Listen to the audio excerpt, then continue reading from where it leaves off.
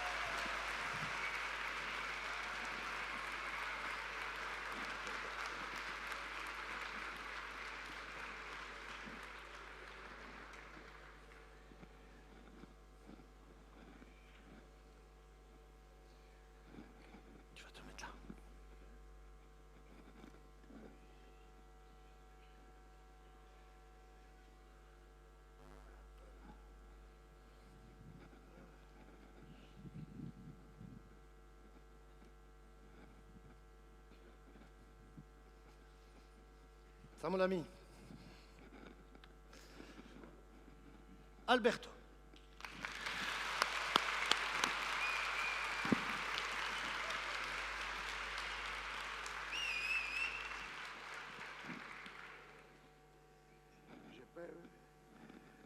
Je vais quand même vous dire d'abord bonjour à vous tous. Ne regardez pas mon âge, j'ai 17 ans. Je vais vous raconter ce qui m'est arrivé. Et pour ça, je dois avoir 17 ans, j'ai votre âge. Je suis né à l'île de Rhodes. C'était l'île des Roses. C'est un pays simple. Il n'y avait pas de riches. Celui qui avait un vélo était riche. Mais il y avait simplement le problème, c'est d'avoir la nourriture à table.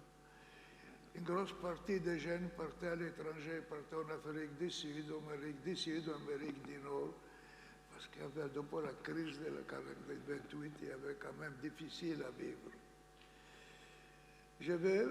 Nous arrivons directement en 1945. Nous avions l'île de Rhodes, il y avait presque 2000 juifs.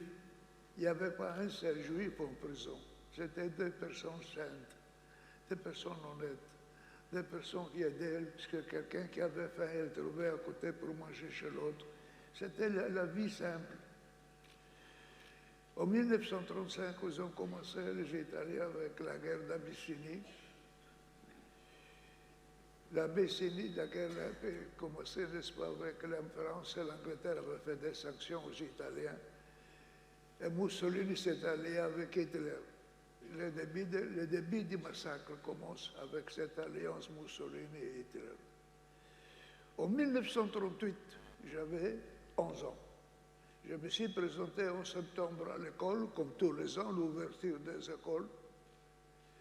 Et quand je suis arrivé devant la porte, le père était là, il m'a dit, Israël, non puoi y entrer, tu ne peux pas rentrer. Je dis, pourquoi, mon père? Parce que les Juifs ne sont plus autorisés à fréquenter les écoles. Les Juifs ne peuvent pas étudier. Les études sont tout à fait interdites. C'est pour ça que je vous dis, vous n'êtes pas interdits, alors continuez vos études jusqu'à la fin. N'arrêtez pas vos études. N'arrêtez pas vos études. Continuez jusqu'à la fin. Vous avez la chance de pouvoir le faire. Moi, je n'ai pas eu cette chance. La guerre a commencé en 1940. Les lois raciales étaient presque disparues. Le problème était les bombardements, les morts et les bombardements. Comme tout ça, ce n'était pas pour les Juifs, c'était pour toute la population de l'île.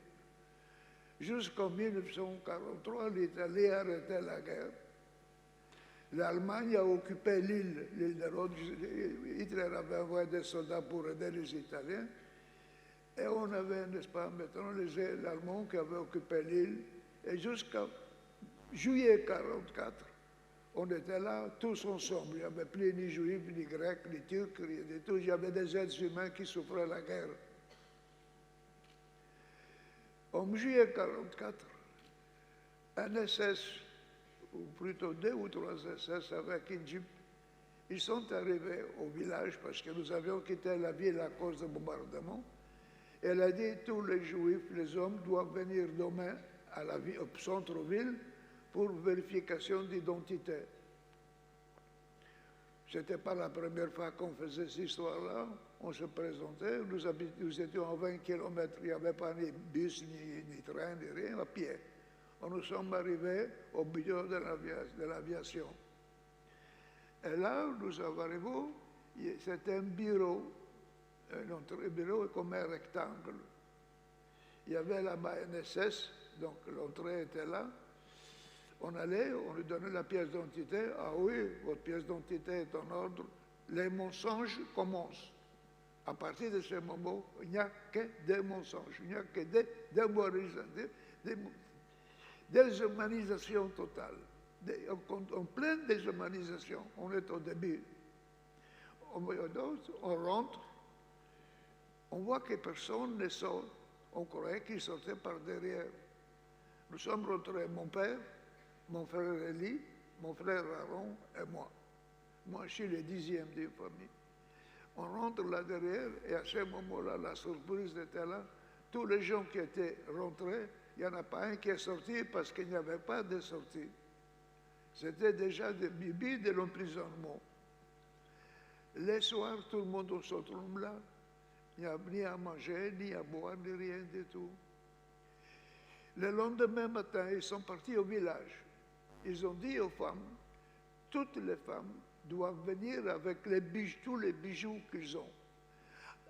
Puis à la réception des bijoux, ils vont récupérer leur mari, leur frère ou leur fils. Toutes les femmes se sont précipitées le lendemain matin là-bas avec tous les bijoux qu'ils possédaient. Arrivant devant les SS, ils disaient, vous êtes, je suis madame, telle, voilà. Ah, votre mari est là, il était là 2 minutes, il vous attendait. Vous avez apporté les bijoux, oui, laissez les bijoux. Il laisse les bijoux, il passe dedans. Il va chercher son mari, il ne sort pas son mari parce qu'il n'y a personne qui sort. Nous sommes restés comme ça là-bas des jours. Le bureau de l'aviation, pour que vous vous rendiez compte dans quel état nous étions, le bureau de l'aviation, c'est un bureau de 4 étages. Un grand couloir, des bureaux, au bout de 2 couloirs, une toilette. Il y avait 1900 personnes qui devaient aller à la toilette, il y avait 6 toilettes. Rendez-vous compte comment est-ce que 2000 personnes peuvent aller dans 6 toilettes. Imaginez dans l'état où c'était. Le lendemain, on nous prend par la main, tous, on fait sonner l'alarme pour empêcher que les gens puissent circuler. On nous a mis en file à pied, on nous a menés au port. Au port, il y avait 3 caïques. Les caïques, ce sont des grosses barques, une espèce de péniche. Ils ont commencé à faire charger les hommes, les femmes et les enfants en bas. Il y avait un caïque qui venait de décharger des chèvres. Ce sont des carques, des gros barcons qui transportent des vivres entre les îles. Ils prennent les chèvres d'abord, ils apportent ici, ils prennent le sel d'ici, ils apportent là-bas. Imaginez dans quel état ils étaient. On les installe dans la cave, 600 à 650 personnes. Il y avait 3 caïques. Tout avec les mensonges, nous allons en Grèce. Là-bas, il y a des nouveaux bâtiments qui ont été construits pour vous. Vous serez installés là-bas et vous pouvez, les hommes, travailler et les hommes s'occuper de leurs enfants. Parce qu'une chose que je ne comprends pas toujours, nous étions 600-650 personnes par caïque. Il y avait 6 Allemands. Quand le bateau est parti, nous étions en face des côtes turques. Les côtes turques sont tout près, à la nage, on pouvait la voir. On ne voit pas pourquoi les jeunes ne se sont pas révoltés. On pouvait ces 6 Allemands les jeter à la mer, nous étions à la côte turque. Ils venaient, ils nous faisaient des promesses et les gens croyaient de l'ignorance, je ne sais pas ce qui se passait, mais il y avait l'ignorance totale. Nous arrivons au Pirée. C'était le 31 juillet 1944. On sort du caïque, les SS nous disent, vous allez voir, vous allez très bien. On nous a menés à pied dans un camp de concentration avec des fils barbelés. À partir de ce moment-là, ils n'avaient plus peur d'une révolte. Tant que nous étions dans le caïque, ils avaient perdu une révolte. Ils étaient gentils, ils faisaient toujours de bonnes promesses. Mais quand ils se sont déchargés, c'était les SS qui ont pris en main. Et nous étions dans ces camps. La température extérieure était de 37 degrés. En Grèce, au mois de juillet, c'est tout à fait normal. On nous a mis dehors, assis par terre au soleil. À ce moment-là, je me rappelle, à côté de moi, il y avait un monsieur, un vieux monsieur, qui s'est levé. Il a été au bord, il y avait un robinet. Il a pris un gobelet, il a rempli d'eau pour boire de l'eau. L'SS est arrivé. Elle lui a dit qui t'est autorisé à te lever. Ici, vous ne pouvez pas vous lever sans la permission. Il a commencé à le battre jusqu'à ce qu'il meure son sueur. Il l'a tué. Il a dit, voilà ce qui vous arrive si vous vous levez. Donc, on ne pouvait pas même se bouger, même se lever. Le lendemain, on nous a mis en file et on nous a menés à la gare. Il y avait des wagons bestiaux. C'est des wagons de marchandises ou bétail. La température extérieure est de 37 degrés. Vous connaissez ces wagons bestiaux, vous le connaissez, wagons, on avait entre 90 et 100 personnes par wagon, assis par terre. Moi, mon père avait pris les coins du wagon, il était assis là-bas avec mon frère Élie, mon frère Aaron. Ma mère était là, ma sœur était à sa gauche, et moi j'étais assis entre les jambes de ma mère, et j'avais ma tête posée sur sa poitrine. N'oubliez pas, j'avais 17 ans. Mais, chez nous, à 17 ans, c'est comme vous, à 12. Nous étions tout à fait arriérés. On n'était pas si évolués que vous maintenant. J'étais un enfant de 17 ans, je ne comprenais rien. On s'est assis sur le wagon. Le train est parti. Le 3 août 1944, le jour de mes 17 ans, mon anniversaire. C'est le jour que je suis monté dans le wagon. Le train est parti. Au premier arrêt, on s'arrête, on ouvre la porte, on voit qu'il y avait déjà des cadavres. Et le premier jour, je me rappelle, il y en avait 2. On a demandé des gens du wagon de descendre, faire un tour au bord, jeter les 2 cadavres là-bas, couvrir et revenir. Au milieu du wagon, il y avait un fût pour les pipis et le reste. On sortait ce wagon dehors, on le rinçait, puis le remettait. On mettait des seaux d'eau devant la porte, on jetait des morceaux de pain comme au poulailler, on fermait la porte et le train partit. Le lendemain, il n'y en avait pas de morts, il y avait 5, 6. Au fur et à mesure qu'on arrivait, pendant 13 jours et 13 nuits, nous étions assis dans ces wagons par terre. Moi, je me rappelle de ma déportation, tout, sauf ce séjour dans le wagon. J'ai l'impression que je dormais pendant ces 13 jours. Je ne me rappelle pas avoir mangé, avoir bu, ou avoir... J'ai simplement dormi. Au cours des 13 jours, le 16 août 1944, nous sommes arrivés à Birkenau, à Auschwitz. Le train s'est arrêté, et là, nous avons cru que nous étions arrivés à destination, que c'était déjà fini. Au contraire, ça a commencé le début des drames, le début de la déshumanisation totale. Nous descendons du wagon, tous. Il y avait des personnes qui, on s'étonnait d'abord qu'il y avait encore des survivants. Après 13 jours et 13 nuits, il y avait encore des survivants dans le wagon. Mais il y en avait beaucoup qui n'étaient plus là, ils étaient entrés en cours de route. Nous sommes arrivés, on commence à descendre le wagon. À ce moment-là, il y avait des personnes qui étaient assises, qui ne savaient plus se lever, qui étaient blessées. Les SS est arrivé avec les pieds, il les poussait au bord de la porte. Et il tombait comme un sac de pommes de terre par terre et il mourait. Là-bas, nous avons trouvé des prisonniers des zones de commande. C'est des types qui travaillaient au service des morts. Ils avaient une planche avec des roues et ramassaient les cadavres ou les blessés. Et ces gens-là, ils ont commencé à dire aux femmes qui avaient des bébés dans les bras, donnez les bébés aux personnes âgées, donnez les bébés aux grandes personnes parce qu'ils seront mieux soignés. On ne comprenait pas. Alors, nous allons vous expliquer pourquoi. Nous l'avons aussi après, mais vous comprendrez mieux maintenant le pourquoi.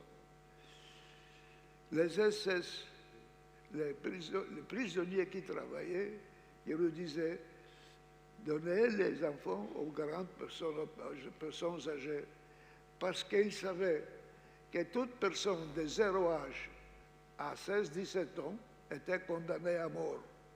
De 16-17 ans à 35-40 ans, arbeit, travail. De 40 ans ensuite, chambre à gaz, mort. Et ils savaient qu'ils étaient destinés à la mort. Nous, on ne savait pas.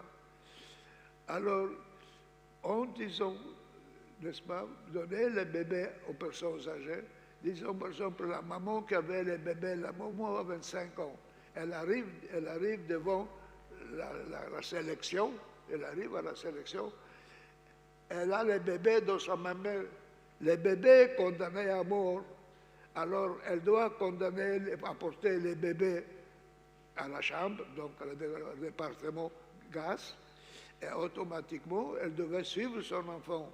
Si elle avait donné les bébés à sa mère serait arrivée là-bas avec les bébés, sa mère était destinée à mourir, le bébé était destiné à mourir, tandis qu'elle, avec 25 ans, allait au travail. Naturellement, quand elle arrivait, n'est-ce pas, l'après-midi, qu'elle a appris que les mamans et les bébés avaient été gazés et brûlés, à ce moment-là, le problème était plus grave. Moi, entre-temps, je suis descendu du wagon avec ma mère. J'étais à côté de ma mère. Le SS est arrivé avec un tuyau en caoutchouc bourré de plomb. Il a commencé à taper sur ma mère pour me séparer. Ma mère est partie à droite et moi, je suis resté là-bas. J'attendais. Et puis, il s'est arrêté.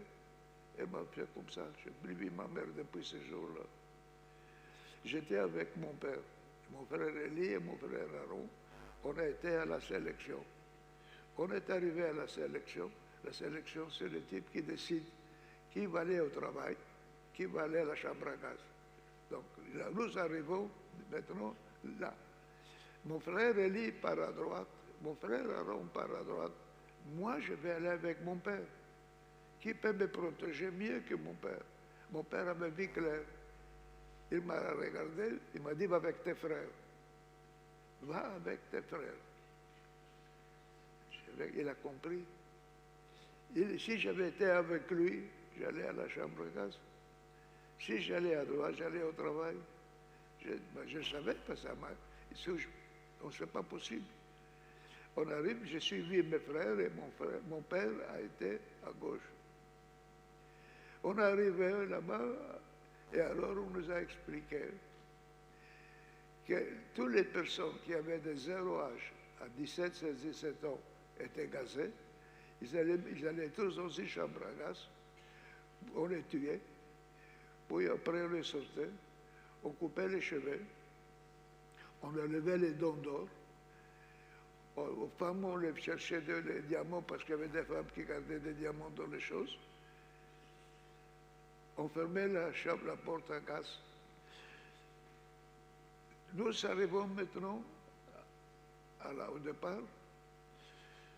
le maire qui avait 2 ou 3 ou 4 enfants, c'était rumeur, parce que là-bas, c'était tous des familles nombreuses. Ils sont partis à gauche et vont vers la chambre à gaz.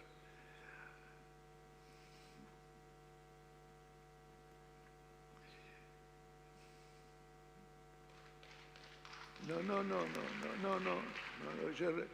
je respire. Je vous raconte, je suis en train de revoir la scène. On a commencé, les femmes et les enfants partent à la chambre, arrivent à la chambre à gaz. On ouvre la chambre à gaz, on rentre dedans et on croit que c'est une douche. À ce moment-là, il y avait un prisonnier, parce qu'il y avait les hommes de commando qui travaillaient, là, c'était des prisonniers qui étaient obligés de travailler. Vous allez me dire, vous avez souvent vu dans le cinéma, quand on voit des gens dans les grands trous qui courent, qui se couchent, qu'on leur tire, et on se laisse abattre. Parce que si elles n'obéissent pas, s'ils ne veulent pas aller mourir comme ça, on lie les mains derrière et on les suspend. On prend, on les frappe, on les tue avec des terribles atrocités. Imaginez-vous maintenant, les femmes qui avaient les bébés avaient donné aux vieilles dames. Mais les vieilles dames ne pouvaient pas supporter ces bébés. Les ailes les prenaient et les ont déposés par terre quelque part. Elles ont envoyé les vieilles femmes avec les enfants qui pouvaient marcher à pied dans la chambre à gaz. Ils sont entrés dans la chambre à gaz.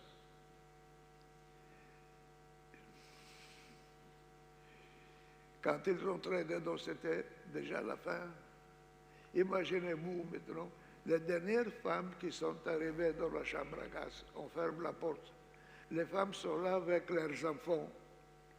Il y a sur les toits, le bloc, c'est un grand bâtiment rectangulaire.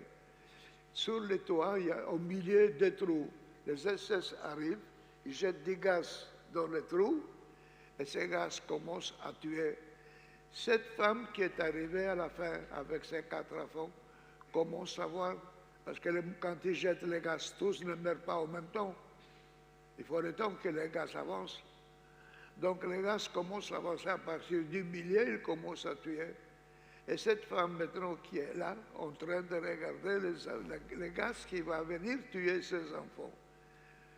C'est ça la mort atroce. C'est ça qui ne me plaît pas qu'elles soient mortes. On plaît de la façon qu'ils les ont tuées. Nous sommes arrivés le matin, à 10 h du matin, il était en 1900. Il y a eu des sons qui ont été choisis pour aller au travail, les restes ont été gazés. Puis on sort, on coupe les cheveux, on enlève les dents d'or et on les met directement sur un tapis roulant. Le crématoire a 8 fours, grands fours. Le tapis roulant apporte les enfants, les cadavres, puis à mesure. Le type qui est là, il prend les cadavres, jette au four, il laisse passer à l'autre, à l'autre. Et comme ça, ils finissent de tuer toutes les personnes. À 2 h de l'après-midi, il n'y avait plus que les cendres. Parmi ces jours-là, il y a eu un cas exceptionnel. Il y avait un ouvrier, un Sonderkommando, qui était là-bas. Et la vie arrivait.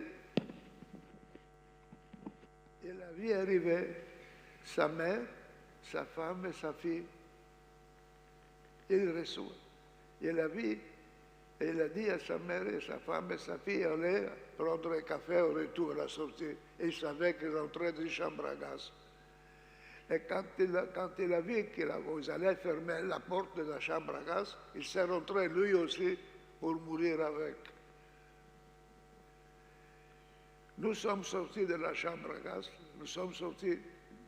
nous avons été cessés à droite. On nous a menés dans une douche. Après la douche, on nous a coupé les cheveux et on a commencé à nous déshumaniser. On avait pris notre nom. On m'appelait à moi 73-94. Voilà mon nom.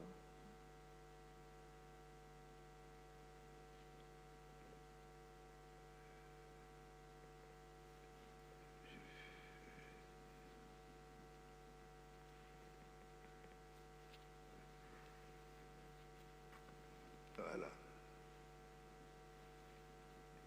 Voilà mon nom. 73-94. On a commencé à Auschwitz, travail. Quelques jours après, j'étais destiné à faire le cantonnier avec un copain. On était en train de travailler, il s'est arrêté 5 minutes pour prendre un peu d'air. Le SS est arrivé, le dit sabotage s'est arrêté de travailler. Il a pris avec un tuyau caoutchouc bourré de plomb, il a commencé à le frapper sur la tête. Le type, il ne comprenait pas. Il lui a dit, Varum, pourquoi tu me frappes, Varum? Il a dit, comment un sale juif, verfluchte Schweine Jude, maudit cochon juif, peut parler à un SS, demande à un SS, qu'il dit, vous n'avez pas le droit de parler à un SS. Il a pris son revolver, il a sorti, il lui a tiré une balle dans la tête, il l'a tué. Moi, j'étais là en train de travailler. Si je m'arrêtais de travailler, il me tirait à moi aussi. Nous arrivons à la soupe. On arrive à la soupe. On est en train de déshumaniser les gens au maximum. On nous donnait de l'eau bouillante avec des pelures de pommes de terre et avec une gamelle. Le type qui était devant moi, il a mis la gamelle, il lui est tombé des mains. Le chef a pris la soupe, il l'a jeté dans la gamelle qui était par terre. Ce type s'est mis à manger la gamelle par terre. Il s'est mis à manger la soupe par terre. J'ai oublié de vous dire que les bébés que la femme mangeait avaient, sûrement que les Allemands les ont pris mis par terre. Les Allemands se sont aperçus qu'il y avait une vingtaine de bébés qui étaient là-bas par terre. Ils n'allaient pas ouvrir une boîte de gaz, ça coûte de l'argent. Ils ne vont pas ouvrir une boîte de gaz pour tuer 40, 20 juifs. Ils ont pris les 20 bébés et les ont portés au crématoire. On les a jetés au four vivants. On a jeté les enfants vivants au four.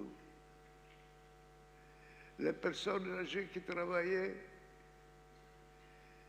ils étaient destinés à travailler et les autres avaient déjà été gazés et brûlés.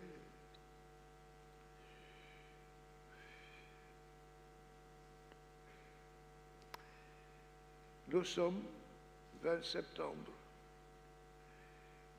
Nous sommes restés à Auschwitz tout ce temps. Inutile de vous raconter ce qui se passe à l'intérieur, c'est des choses de massacre permanent, de massacre permanent, de massacre permanent. Nous avons envoyé en septembre à Charlottengrube une mine de charbon. On a travaillé dans une mine de charbon pendant jusqu'à septembre, jusqu'à décembre. À décembre, je me rappelle, à Noël, j'allais avec mon copain à la toilette. En sortant, le SS parlait en allemand et disait, à cause de ces sales juifs, je ne peux pas aller aux vacances chez mes parents en Allemagne. Il a lâché son chien. Le chien nous a couru derrière, il a attrapé mon copain. Il a attrapé mon copain à la gauche et l'a tué.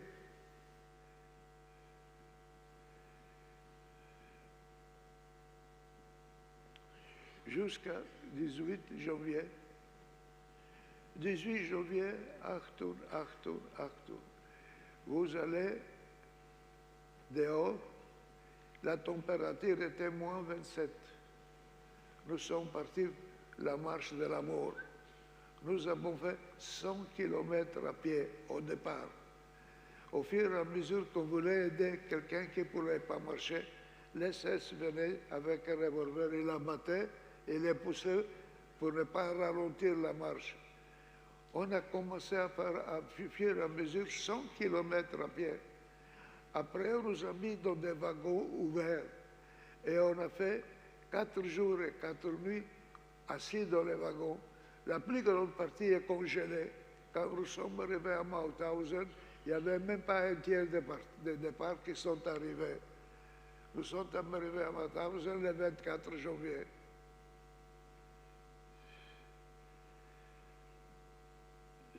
Ensuite, nous avons été à Ebensee.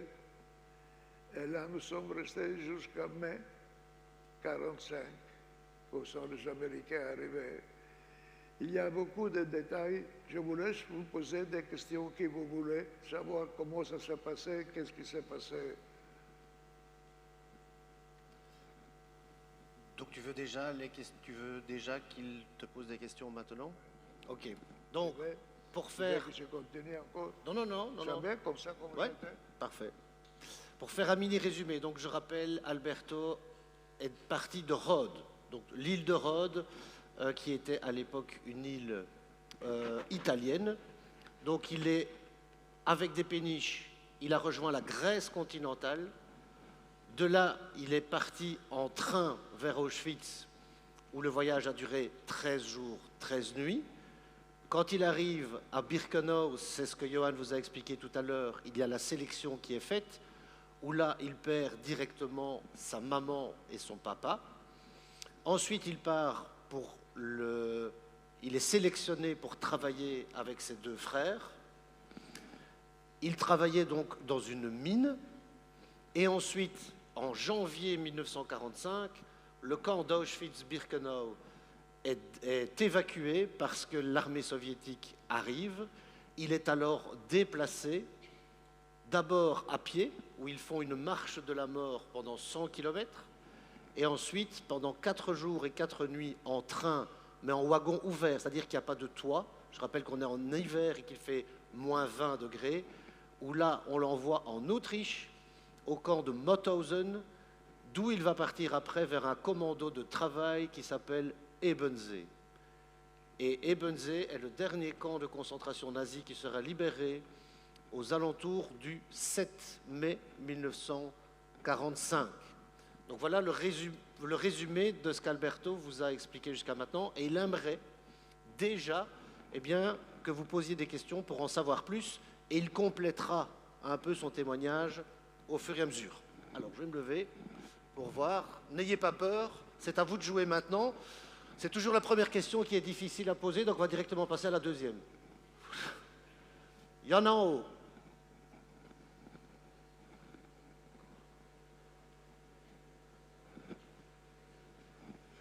Test.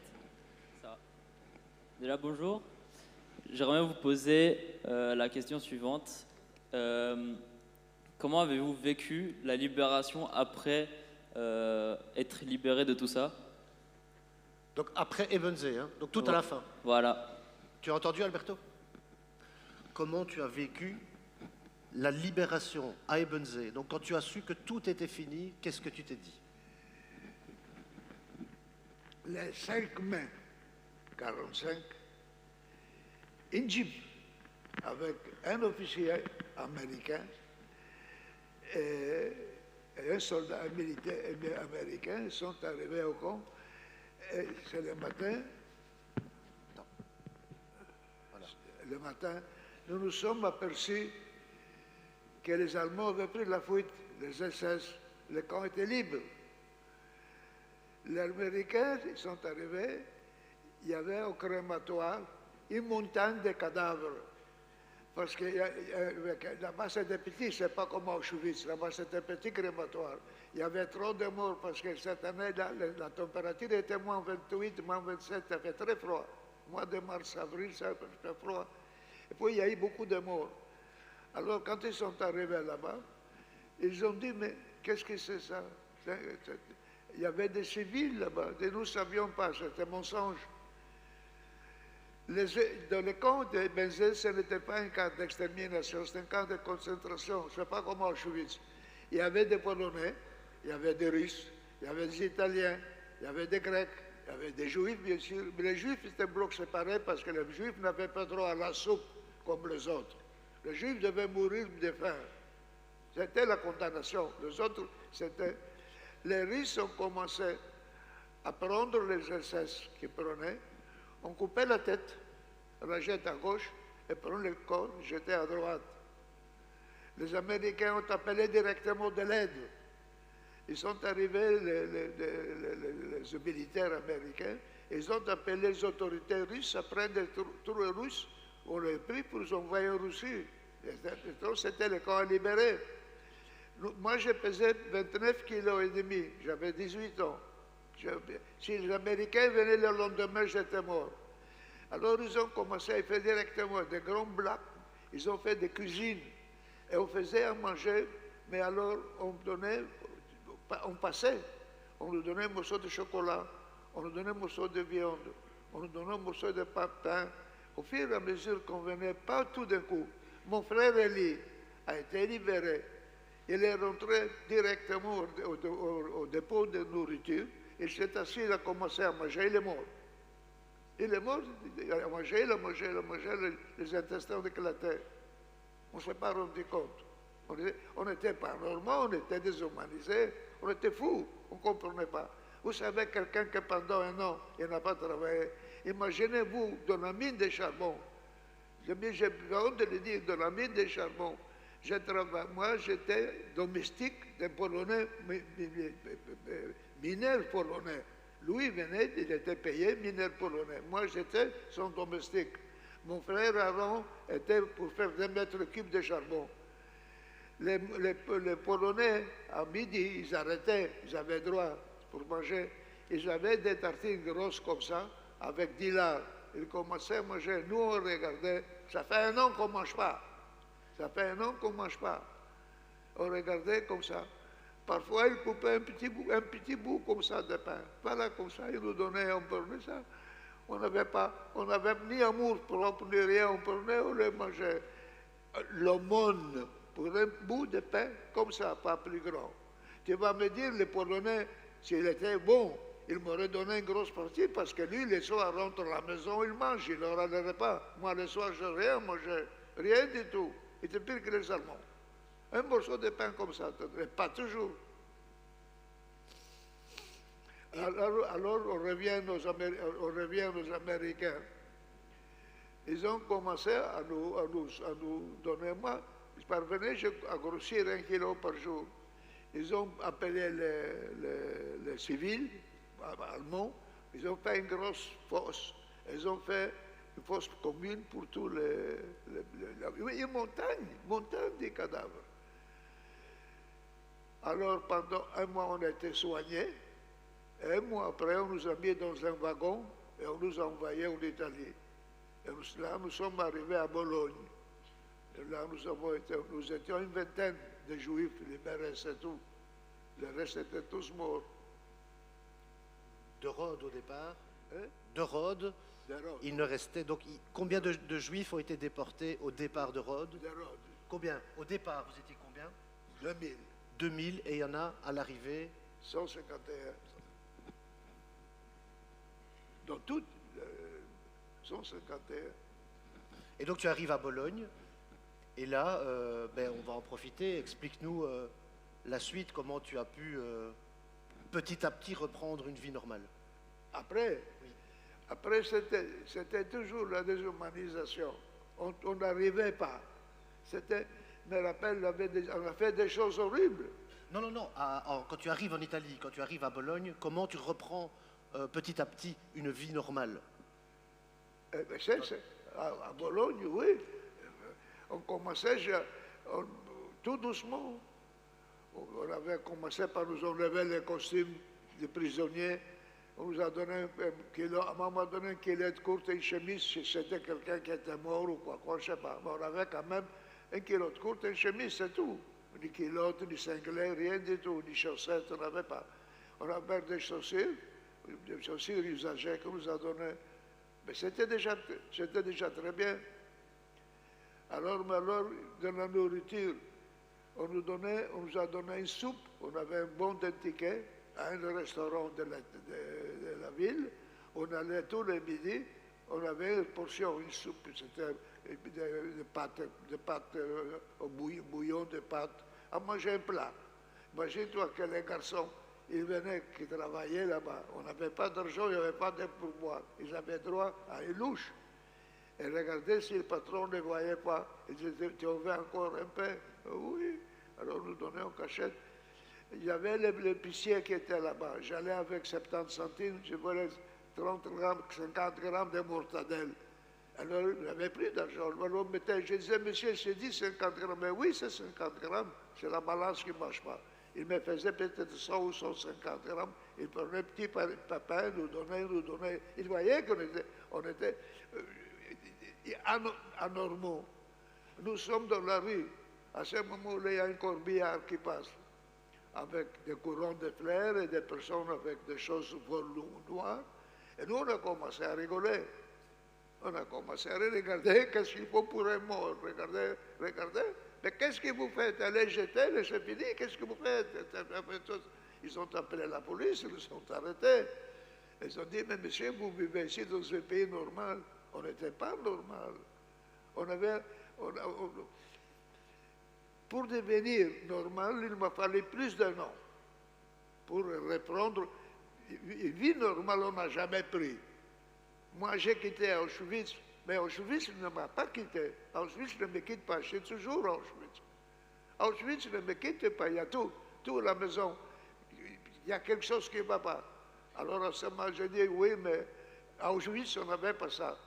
On va au restaurant avec ma femme, on est content du restaurant, ça me l'a. À un moment, je vois le type, il prend le panier de pain, il le jette dans un sac. Je dis, pourquoi tu jettes le pain? Il dit, parce que quand on met le pain à table, que on ne mange pas, on le jette au sac. Je dis, mais c'est du pain propre.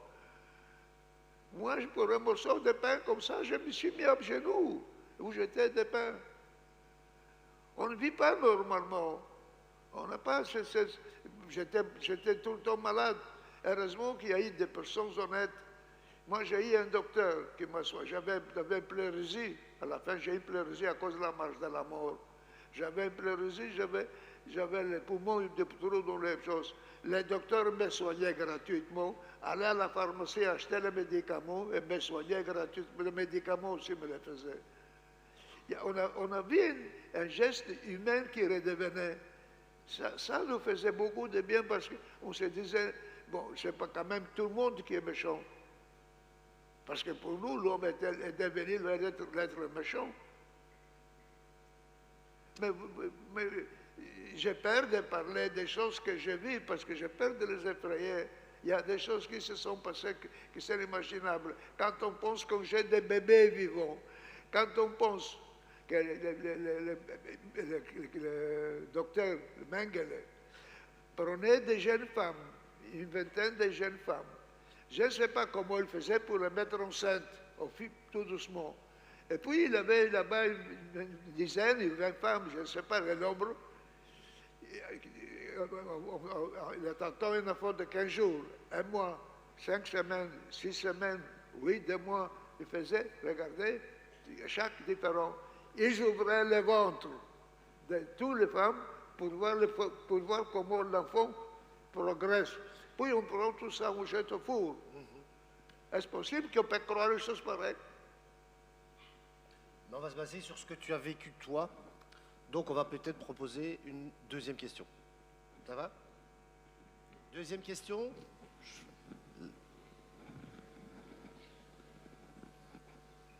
Il y en a une ici. Muriel. Donc on va d'abord faire là-bas. Et donc il y en a une deuxième ici après. J'aimerais savoir comment vous avez trouvé la force pour tenir dans le camp simplement, parce que ça ne devait pas être facile, loin de là. Comment tu as fait pour trouver la force pour tenir dans le camp? Dans le camp. Comment tu as fait pour trouver la force pour tenir? Comment on fait pour survivre? Il y avait des jours où on espérait mourir. Il y avait des jours je ne sais pas. Il y avait un esprit, parce qu'il y avait, comme je parle toujours de Wiesenthal, parce que c'est lui qui donnait beaucoup d'instructions. C'est lui qui disait, à la libération, vous devez promettre de témoigner. C'est lui qui nous avons promis de témoigner. C'est lui qui disait, il faut former les jeunes, ne vous taisez pas. Alors maintenant, toi tu m'as demandé quoi? Comment tu faisais? Donc la question est, comment avez-vous fait pour trouver la force pour survivre, mais pendant la vie dans le camp? Pendant la force, il y avait des gens qui disaient, tenez fort, ne vous laissez pas aller, on aura besoin de témoins, tenez fort, ne faites pas de bêtises. Et oui, ils nous ont forcé beaucoup. Oui, il y avait, comment dire, à Embezé, il y avait des Italiens, des Belges. Moi, j'ai connu un Belge là-bas, au Concon. Mais il était prisonnier, mais lui était prisonnier libre. Il passait devant, pas comme nous dans un barbelé. Il était là-bas. Écoute-moi, je te donne un exemple pour trois. Les frères à la DEF. 3 frères. Entre le 3 et le 10 mars, il faisait moins 18. Il neigeait entre le 3 et le 10 mars. L'aîné, Nissim, est tombé malade, il est mort. Tu sais, ici, on met les poubelles à la porte pour sauver les poubelles, les camions passent les poubelles. Là-bas, on met les cadavres à la porte. Tu sais, c'est une table avec des roues, et il y a un devant, un derrière. Ils se promènent toute la journée dans le camp, ils prennent les cadavres, ils les mettent, ils les amènent au crématoire et ils reviennent. On avait mis Nissim par terre, mort. Son frère Isaac est arrivé, a vu son frère par terre, il s'est jeté sur lui. Il s'est couché, il s'est congelé aussi.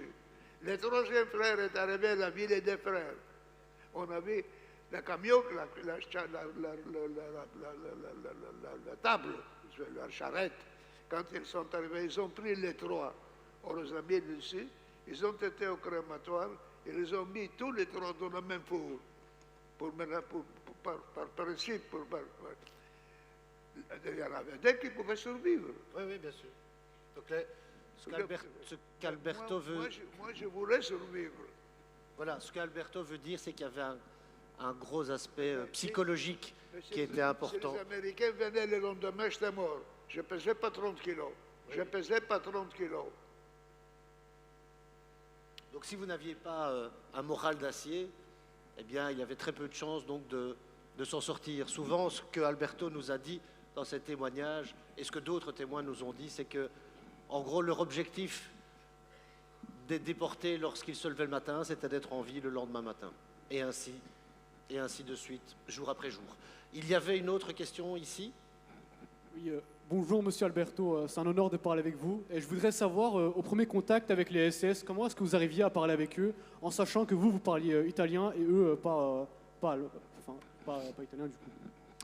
Donc, première fois que tu as vu les SS, ils parlaient allemand. Donc explique un peu comment tu as dû apprendre l'allemand et pourquoi tu as dû apprendre vite l'allemand. Pourquoi c'était important? Quand nous sommes arrivés, on nous a tatoués. On nous a mis un numéro. Le matin, il y avait l'appel. 7394. 7394. Il venait, il regardait. Verfluchte Schweine sur la tête. Je t'appelle. Et tu n'as pas dit Jawohl. Quand je t'ai dit dans le numéro Jawohl, la première chose, je me suis dit, ici, il faut prendre vite le numéro. Et je disais aux autres, je disais, apprenez le numéro. Donc, quand tu entendais l'allemand qui donnait des ordres et que tu pouvais exécuter, c'est bien. Alors, il fallait apprendre par l'allemand. Parce que si tu ne contendais pas, on prenait les types, on mettait un tabouret, on mettait le cul horaire, il prenait son tuyau de caoutchouc avec les pros. Il commençait à taper une vingtaine, 30 ans, 40 ans. Quand il avait fini de taper, il avait pris un morceau d'os avec l'autre. C'était tout de la poussière. Et ça, il n'y a rien à faire parce qu'il n'a pas compris. Parce qu'il n'a pas... Alors je me suis dit, j'ai appris l'allemand, et à certaines fois, je faisais l'interprète. Et ça me permettait de ne pas travailler. Parce que travailler dans une mine de charbon, c'est quand même du travail. Travailler dehors, dans une mine je travaillais dans une mine de pierre pour faire des tunnels. On travaillait là-bas, mais à l'extérieur. Là-bas, il faisait parfois moins 28, moins 27. La marche de la mort faisait moins 27. La marche de la mort, tu marchais, tu commençais à marcher. Il voyait que tu ne pouvais pas marcher. Mais tu t'abattais pour ne pas arrêter la marche, l'alarme. Mais il y a des choses inimaginables. J'étais des bébés vivants au four. Tu l'as dit. Attends. Ok, attends.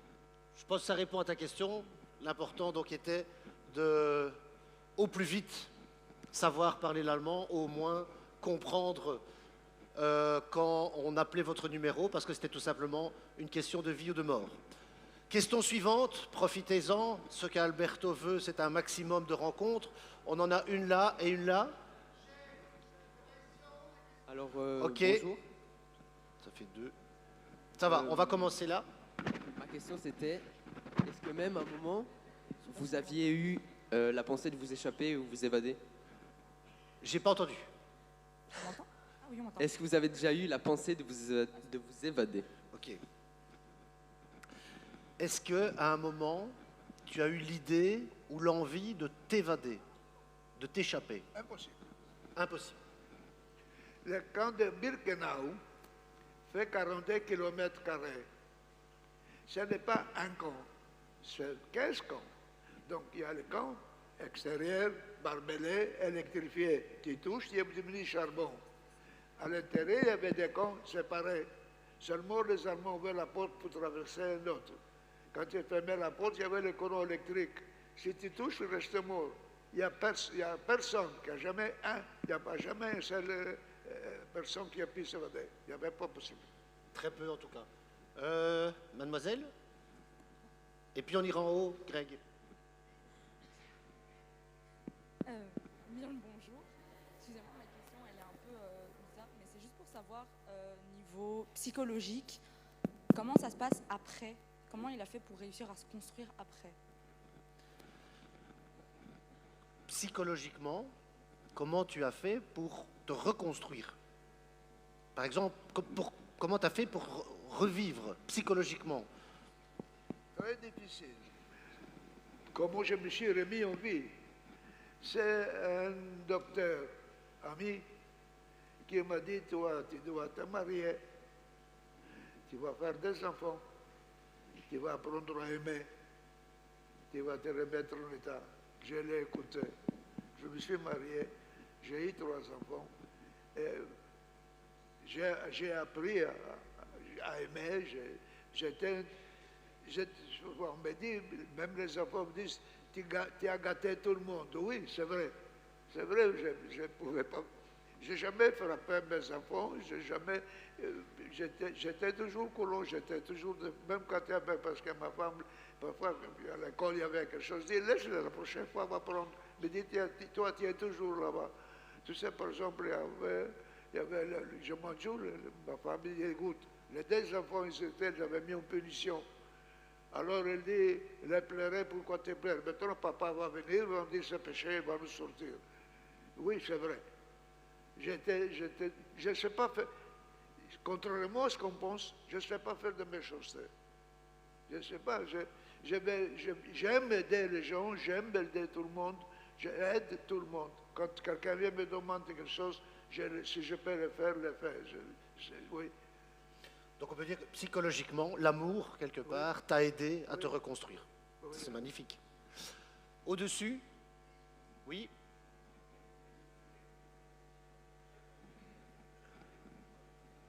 Et après là-bas, ok.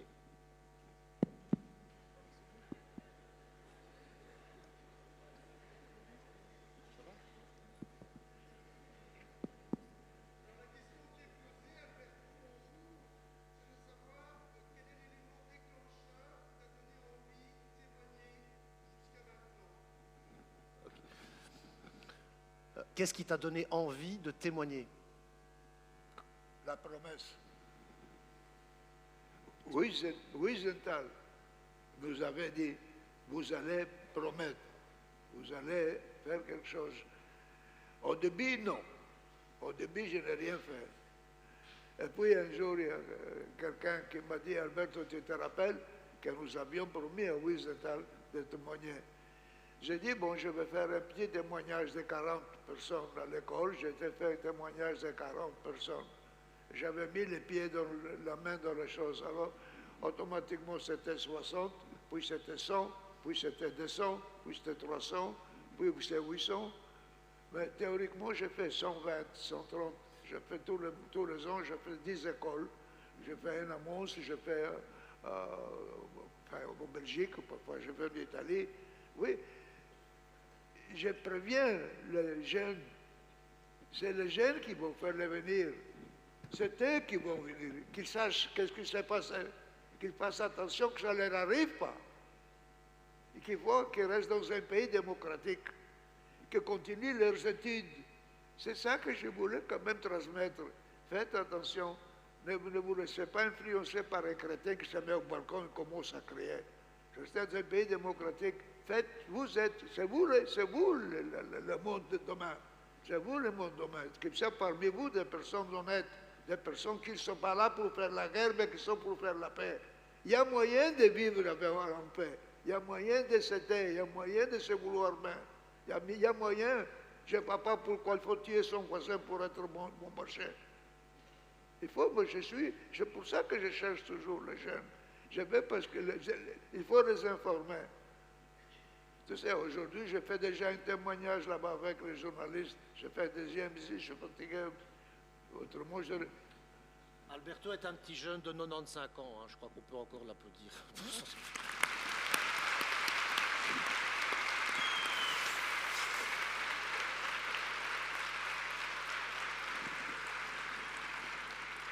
Tant qu'on est toujours dans la notion de témoignage, il n'est pas retourné tout de suite, forcément, à Auschwitz. Et là, je vais le faire parler parce que je connais forcément son histoire. La première fois que tu es retourné à Birkenau, c'était en quelle année? 1988 ou 89. Voilà, donc on est quand même de nombreuses années après sa libération. Il faut savoir qu'à sa libération à Ebensee, des soldats américains lui ont offert la possibilité de prendre les armes et de tuer ses bourreaux, ce qu'il n'a jamais su faire. La seule vengeance qu'il a réussi à trouver contre ses bourreaux et ses nazis, c'est lorsqu'il retourne à Birkenau. Vous voyez l'entrée de Birkenau que Johan vous a montré tout à l'heure. Il y a cette tour au milieu. Explique la manière dont tu te venges des nazis en retournant. Quand je suis arrivé à Birkenau, tu sais, Birkenau est la fameuse tour en haut. D'abord, une chose extraordinaire, si tombé par terre, on pleurait au sanglotant. Quand mes parents sont morts, quand nous avons été à Auschwitz, on nous a dit vos parents ont été gazés et brûlés. Il n'y a personne qui a pleuré, on ne savait plus où on habitait. Là, je pleurais. Alors, je suis monté là-haut. Alors, j'ai regardé, alors j'ai pris mon pipi et j'ai commencé à faire pipi dans les bâtiments. Il y a quelqu'un qui me dit qu'est-ce qu'il fait. J'ai dit ils ne sont pas là. Alors il faut que je puisse sur leur mémoire. C'est une magnifique anecdote. C'est une magnifique anecdote. Il y avait encore une question là-bas, et alors il y a une question après chez Mikil. Monsieur, Oui. du coup, en fait, je voulais savoir, est-ce que dans les camps et tout, les déportés, est-ce que vous étiez plus dans un esprit d'égoïsme ou de solidarité? Est-ce que... Ben, c'est une super question, vraiment.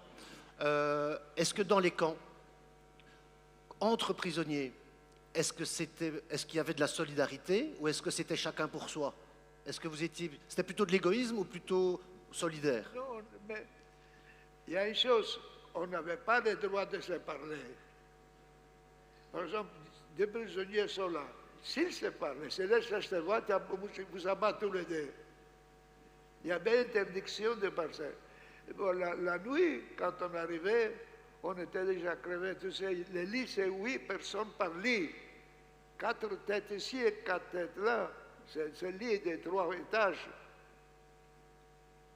Tu sais, moi, là-bas, le matin, tu t'es levé, tu vois ton copain là-bas, que le soir, t'avais dit bonne nuit, il est mort.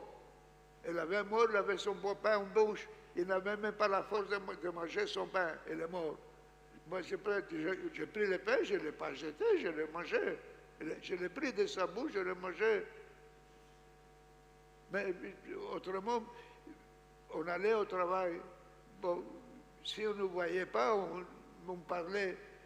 J'ai animosité entre deux, jamais. Pitié entre nous, oui. On s'aimait. Il n'y avait pas d'ennemis.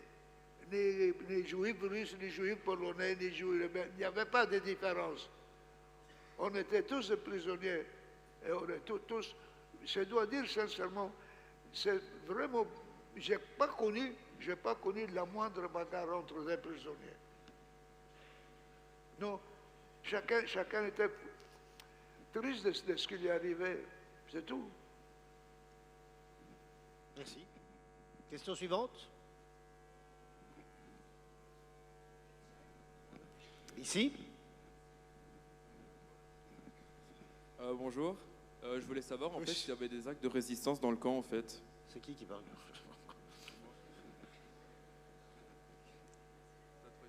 Tout en haut. Ah sur d'accord. votre gauche. Ah là, ok, ça va. Bon, je répète la question. Oui. En fait, je voulais savoir s'il y avait des actes de rébellion dans le camp en fait, de résistance.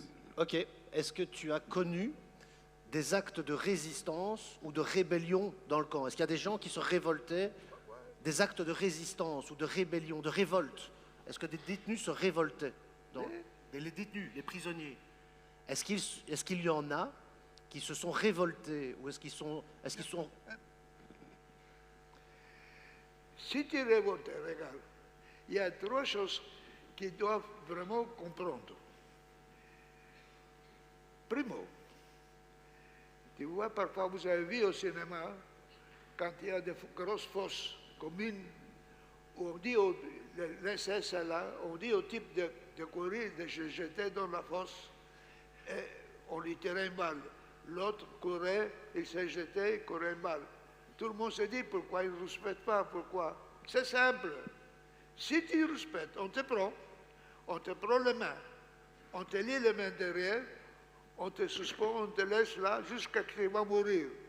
Ou on te met dans un bloc de béton de 1 mètre cube, on met 4 personnes là-dedans, on le lit, voilà, c'est tu respectes, voilà où tu vas finir mort. Alors la première chose que tu fais, toi, tu vas vite courir pour qu'on te tire une balle pour qu'on finisse. La balle, il y avait la solution est de mourir le plus vite, et même bien mourir. Tu sais, moi quand je pleure pour le mort, je pleure quand tu es rentré à la chambre à gaz. Tu es à la chambre à gaz avec tes 4 enfants.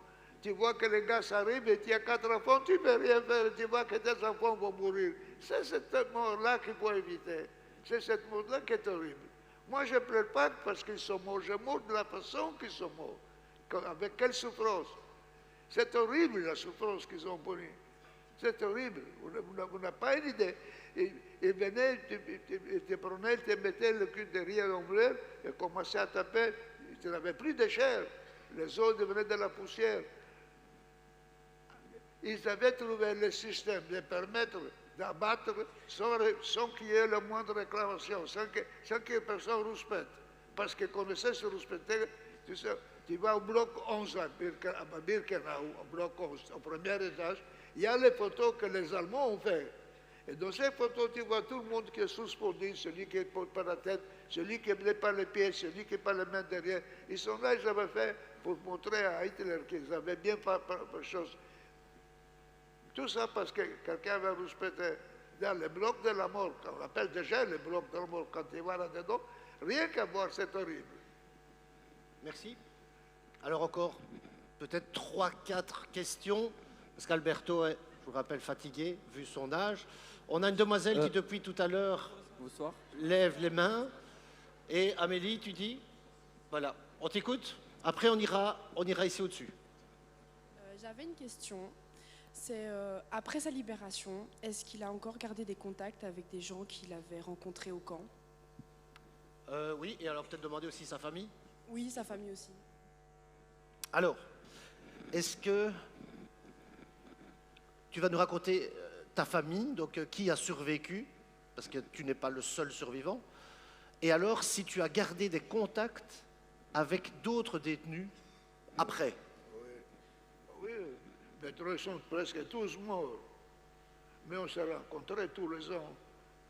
Tous les ans, on avait fait un anniversaire de la déportation et on se rencontrait tous les ans à la synagogue ou dans une salle dans Toulouse et on faisait une réunion. C'est bien. On parlait, on pleurait, parce que ça nous permettait de pleurer aussi. Tu sais, tu vas prendre 20 prisonniers, tu vas poser 20 questions, ce sont toutes les 20 questions différentes. Il n'y a pas de... Chaque prisonnier est différent. Et donc ta famille, qui a survécu en plus de toi? Ma sœur Joanna, elle est décédée il y a 2 ans, à 95 ans. Mais elle a oublié tout. Elle sait qu'elle était à Auschwitz, elle ne sait plus ce que c'est Auschwitz. Rien. Extraordinaire. Rien. Elle oublie tout. Elle n'est jamais venue aux réunions. Elle l'a dit, mais pour moi, ça n'existe plus. Je ne peux plus entendre parler. Elle a effacé. Là, moi, le contraire. Toi, tu fais encore des cauchemars aujourd'hui? Tu fais encore des cauchemars aujourd'hui? Tout le temps. Tous les prisonniers ont ça. Le cauchemar, c'est notre punition. C'est 3 jours avant de venir ici, commence déjà malgré l'île pour dormir. À minuit, à 1h, je me réveille, je ne me rendors plus. J'ai des cauchemars, c'est tout. Alors je préfère rester éveillé. Merci d'être venu. Merci encore plus. Il y avait donc une question sur le dessus. Bonjour. Oui. Moi, je voulais juste savoir, pendant votre détention, est-ce qu'il y avait des moments de joie? Est-ce que tu as eu des moments de joie pendant ta détention? Est-ce qu'il y a des moments où, malgré tout, de joie? Après Auschwitz? Non, pendant. Dans le camp? Dans le camp? Non. Non, jamais. Aucun moment. Aucun moment. C'est clair. Question suivante. Je regarde. Oui, bonjour. Je suis Si, si. ici. En tout cas, j'ai quelque chose à vous dire. Un tout grand merci. Qui parle? Ici, je suis ici. En haut, en bas? En haut, en haut, En haut, voilà. haut. Un énorme merci pour votre témoignage, pour la jeunesse actuelle. Je trouve que vous êtes formidable de justement prendre tellement à cœur ce devoir de mémoire, justement avec tous les événements qui se passent actuellement. Mais moi, j'aurais bien aimé savoir une chose, si au sein de votre famille, à vos propres enfants, est-ce que vous avez bien voulu ou pu leur raconter toute votre histoire? Merci. Est-ce que tu as raconté toute ton histoire à tes enfants, à ta famille? Trop tard. Pas tout de suite.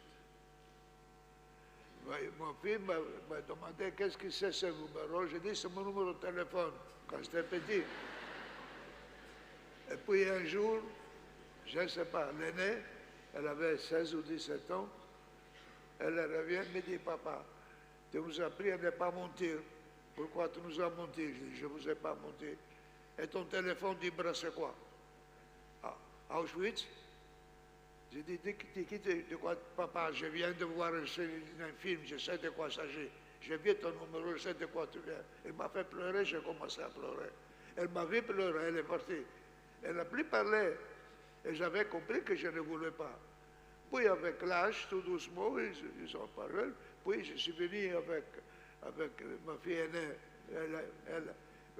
Tu sais, elle est venue pour mon anniversaire. Elle m'a dit, papa, qu'est-ce que tu veux comme cadeau? Et je lui ai dit, l'aînée, diplôme universitaire. Je dis, si tu veux me faire un cadeau. Elle a fait le médecin.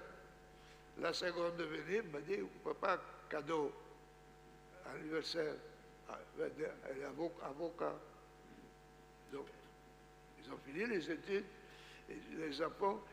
Je suis venu avec Rachel, ici avec toi, la petite.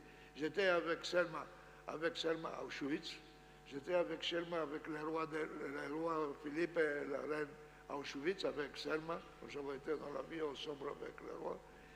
Donc, les enfants, maintenant, ils savent. Et puis, j'ai écrit les livres. Et dans mon livre, chacun a voulu me mettre une page. Sauf le fils. Lui ne veut pas entendre parler. Lui, ni venir à Auschwitz, ni assister, dit, non, je ne vais pas voir ça. Ça se respecte aussi. Mais dans mon livre, ce n'est que témoignage. Ce n'est que témoignage. Ça, j'expliquerai après. On avait le jeune homme ici, qui depuis tantôt veut poser des questions. Portez-vous des séquelles physiques après avoir vécu tout ça? Est-ce que tu as des séquelles physiques? Est-ce que tu en as eu après? Est-ce que tu en as encore? Des soucis, des problèmes physiques liés à Auschwitz? Est-ce que tu en as eu après? Non? Ça, tu as eu la chance ça, de t'être refait. Ma constitution était bonne. Ma sœur pas. Ma sœur par contre non. Ok. Greg, Albin, près de toi, il y avait quelqu'un? Bonjour.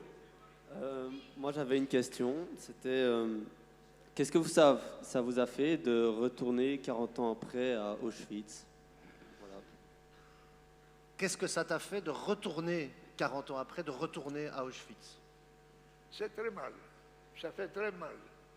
Chaque fois que tu vas à Auschwitz, ça fait très mal. Maintenant, il y a déjà 3 ans que je n'ai plus été. J'ai fini, je ne vais plus aller. Ça fait très mal. Parce que quand tu marches, par où tu marches, tu te rappelles quelque chose. Quand tu es quelque part là-bas, oui, quand j'étais ici, j'ai fait ça. Quand je partais ici, j'ai fait ça. Moi, tu me poses une question, tel jour où tu étais, je peux te dire où j'étais ce jour-là. Moi, je vois Auschwitz, je l'ai devant moi. Tu me poses la question n'importe quel jour de l'année. Je vais te dire où j'étais. C'est sûr, ma mémoire est encore bonne. Donc c'est douloureux. Oui? Bonjour. Bonjour. Ah, c'est là où je suis, moi. Ah, c'est ici.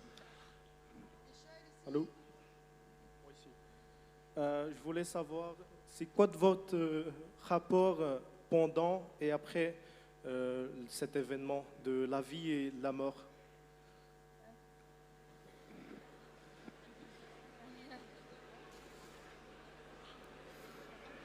Alors, quel rapport tu entretiens aujourd'hui avec la vie, la mort? Comment est-ce que tu es croyant et comment tu vois? Comment vois-tu?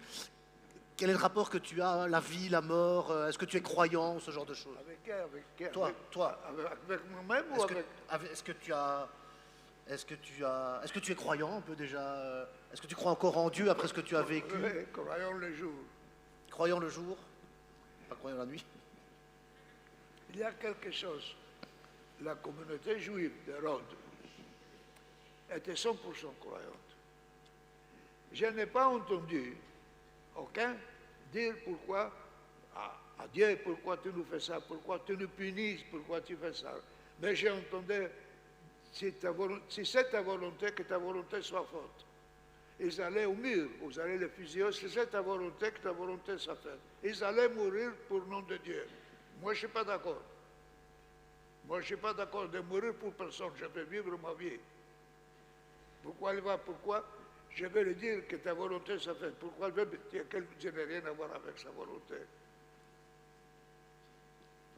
Merci. Mademoiselle? Bonjour. En fait, moi, c'était juste pour savoir quel impact ça a eu sur sa vie d'aujourd'hui et celle de sa famille.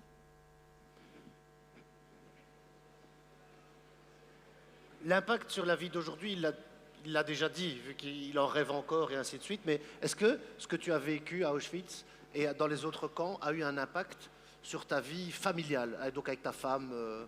Est-ce que ça a eu un impact sur ta famille? Est-ce que ça a eu un impact sur ta famille, ce que tu as vécu? Avec ma famille? Oui, avec ta famille, avec ta femme, avec ton épouse notamment. Ma femme, c'est la victime numéro 1. Ma femme elle n'a jamais voulu venir à Auschwitz. Elle a peur de venir voir Auschwitz. Elle ne veut pas que je parle d'Auschwitz à la maison. Elle ne veut pas que je parle d'Auschwitz avec elle. Elle a quand même le réveil des cauchemars. Quand je me réveille pendant la nuit, que j'écris en allemand. Alors, à ce moment-là, elle se lève, elle commence à me calmer, elle vient, elle va jouer quand elle ne sait pas jouer, elle fait n'importe quoi pour que je ne me recouche pas. Oui, avec les enfants aussi, on évite maximum de parler d'Auschwitz. Par exemple, aujourd'hui, je dois me dire à Rachel si vous voulez venir. Elle a dit oui, non. Quand j'étais à Auschwitz avec Rachel, oui, elle voulait venir, j'étais avec ma petite fille à Auschwitz une fois, puis stop. Elle a venu une fois, elle a vu, mais il ne veut plus revenir. Ils ne veulent pas revenir. Ils ont vu, c'est tout, ils ont compris. Merci. Donc oui, il y a eu un impact. Alors, on est pris par le temps malheureusement, donc il y aura une dernière question. Peut-être faire cette région aussi qu'on a peut-être moins faite. On ne saura malheureusement pas répondre. Eh bien, la dernière question sera là-bas en haut. Merci. Attendez. Voilà. Merci. Je voulais demander, autrefois, ce numéro servait qu'à vous déshumaniser. Actuellement, ça signifie quoi pour vous?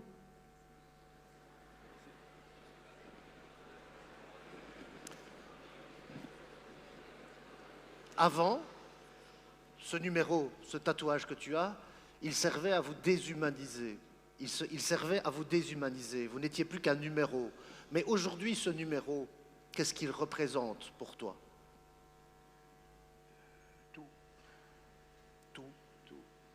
Toute ta vie, tout ce que tu fais, tout ce qui fait qu'aujourd'hui tu témoignes, c'est ce qui fait que tu es là aujourd'hui. Quand je me lave, je le vois. Quand je me couche, je le vois. Quand je me lève, je le vois. Il est là. On m'a demandé de l'enlever. Non, je ne l'enlève pas. Non, il est là. Ce numéro est là. C'est mon nom. Je ne vais pas l'enlever. C'est horrible. Tu sais, je suis en train de me laver. Je n'ai pas de depuis, surtout, je vois le numéro DAF. Merci Alberto. Alberto, je vais te demander un dernier effort. Si tu devais t'adresser à la jeunesse, ben, tu t'adresses à la jeunesse. Si tu avais une chose à leur dire, maintenant, quel serait ce mot? Arrêtez pas vos études, profitez-en. Profitez de la vie, faisons du bien, pas en faisant du mal. Profitez de la vie en occupant d'aider. Aider quelqu'un, ça fait plaisir. Aider quelqu'un qui a besoin, vous arrivez avec lui. C'est quand même une joie d'avoir cette chance de pouvoir aider quelqu'un. C'est une chance d'avoir aider quelqu'un, aimer quelqu'un, c'est génial. Oubliez les revolvers et les cartouches, on n'a rien à foutre avec ça. Et faites vos études, continuez vos études. Démocratiquement,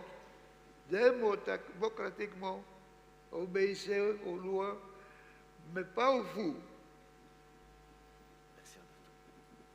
Merci Alberto. Merci à tous. Merci à toutes et à tous.